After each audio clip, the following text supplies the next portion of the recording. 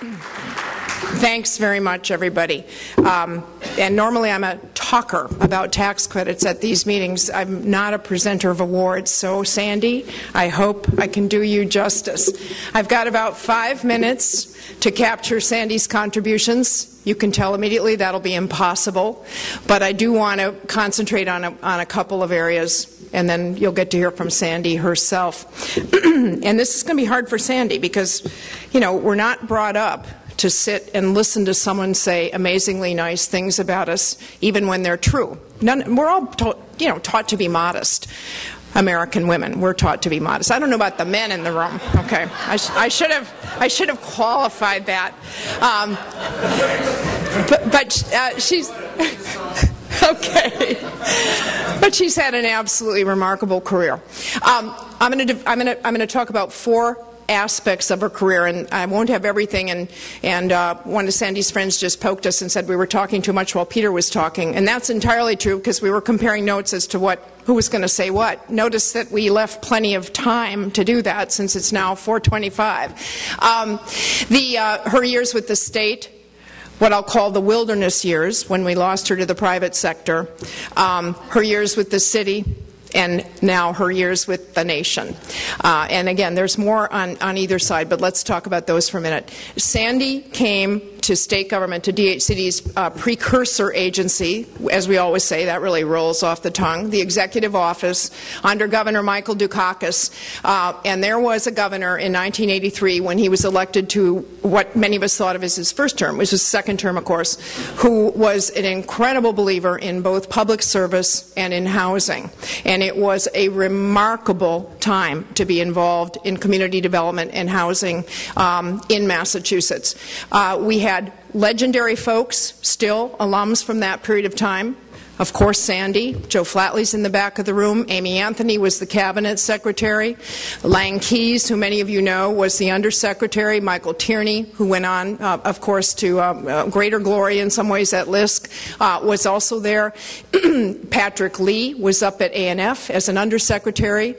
Jim Keefe's brother Frank was the secretary of ANF. It was a wild and crazy time. The word halcyon came to mind, but I looked it up and it said successful and positive, something like that. That was one meaning. The other meaning was calm. It was not a halcyon time. It was a wild, wild time. Sandy, I don't know, well, no, I don't want to go into that in this room, I guess. I was going to say, I don't know if you remember some of the retreats. We had overnights. They weren't very popular. And we also had a swimming and canoeing retreat. Think about that with your coworkers, because that actually means that you have to put on a bathing suit in front of all your coworkers. So that was a real high point. But in any case, Sandy ran public housing for us for about 4 years, and she was in charge of the 50,000 plus unit state-owned portfolio.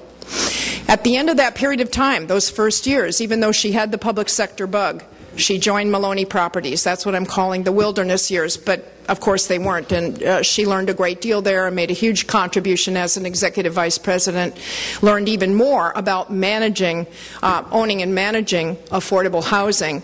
And while she was at Maloney, something happened, and the job at the Boston Housing Authority became available. And I've never forgotten, I remember her calling, me talking to her, and she said, "This is my dream job." I'll never forget that. How many people are there who would say that running a difficult, troubled, challenged public housing authority in a major city with issues galore could be their dream job? Hats off to the gal. So she went to the BHA. This is a vision award, Peter. And while at the BHA, she had the vision not to do just one Hope 6. She and Patrick got Orchard going. And they say that a single Hope 6 takes about 10 years off anybody's life. She did 5 more after that. We kind of count Franken as a Hope 6, even though we never got at the Hope 6 money. Did a remarkable job at the BHA, and during her time there, she received a kind of recognition that goes on over and over every year. The Boston YWCA gives an award for people who are accomplished in achieving racial justice. I think I'm saying it the right way.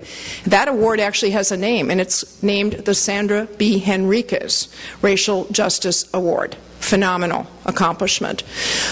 Sandy.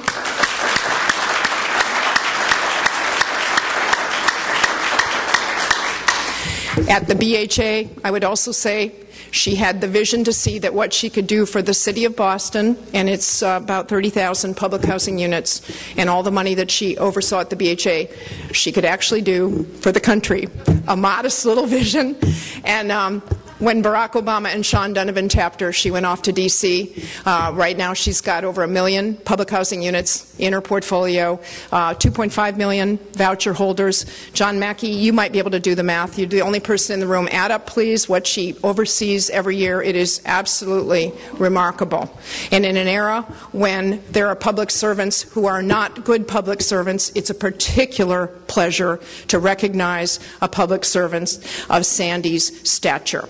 So Sandy, why don't you come on up here. Peter, am I supposed to hand her the plaque? This part we didn't practice either. Sorry.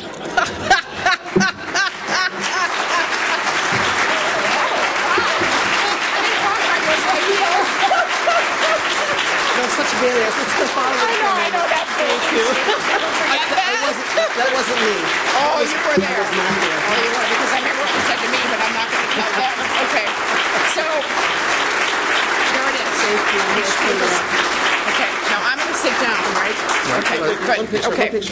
Oh, one picture. Sorry. Okay, you can sit down, please. We'll be right with you. Thank you. Super. Thank you so much.